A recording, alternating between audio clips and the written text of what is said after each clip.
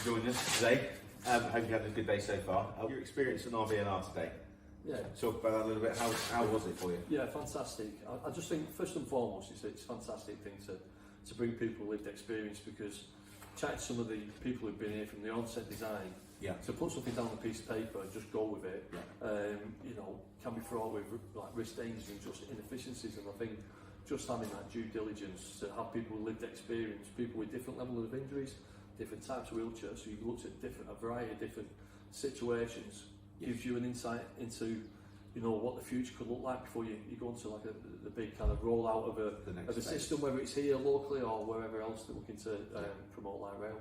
I'm involved in Transport for Greater Manchester's transport network, just linking into a little bit of rail, and I think honestly I think it looks fantastic. It's going to be a huge asset to the community.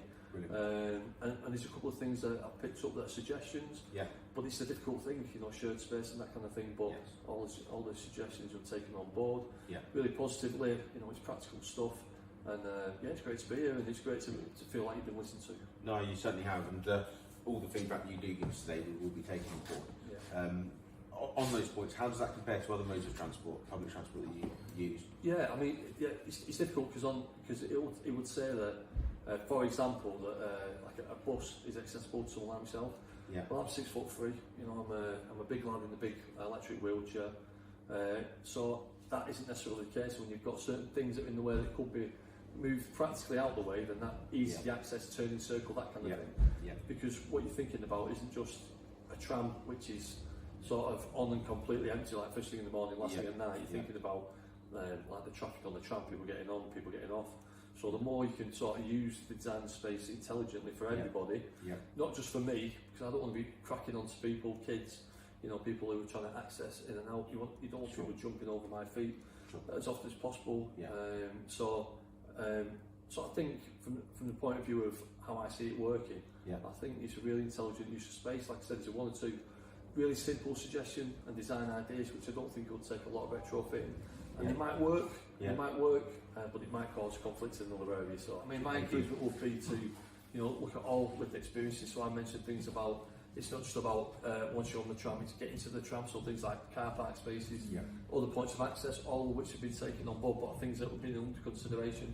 And just, you know, there's different types of impairments, or visual, hearing impairments, and checking out a few of those things with local people with experience will probably help sort of promote the marketing bandwagon, but also help people feel invested in it. You've already committed to that, so just wishing you the best of luck with it, and thanks for the opportunity today, and if I can be a help in the future, you know, send me some drawings or pictures, or I'll jump back down in. Really appreciate it. Thank you so much. Thank you. Just ask, what's your connection to Backup, please? I started with Backup 17, 18 years ago. As a participant on their courses. I'd recently come out of hospital, went on a skiing course, changed my life. So then I got involved as a wheelchair trainer, a group leader, so I took people on courses. So I've done skiing, scuba diving, taking people all over the country, and all over the world, to Egypt. And I've limited to what I do now, but I still help out with the Snowden Push. Snowden Push every year, so I help out there. Oh, wonderful. And your experience with Revolution today, how was that as a general overview? How did you find things? The whole thing, it seems really good.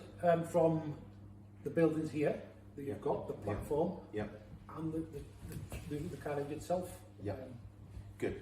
And how did the journey compare to other modes of transport, public transport you use? I would say it's a lot cleaner, a lot nicer. Good, that's a good start. I think the space is the main thing. A lot of things compromise on space for a wheelchair user. They'll have a wheelchair space, but then you compromised on there. But we're chatting on the train there, there's so much room to get around. And I like, because I'm a lower level injury, if I'm going on a long journey, I will transfer onto the seat. So I've still got the option there.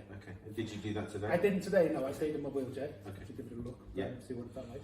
And were there any factors on Revolution that made a real difference, other than the space that we've just touched on?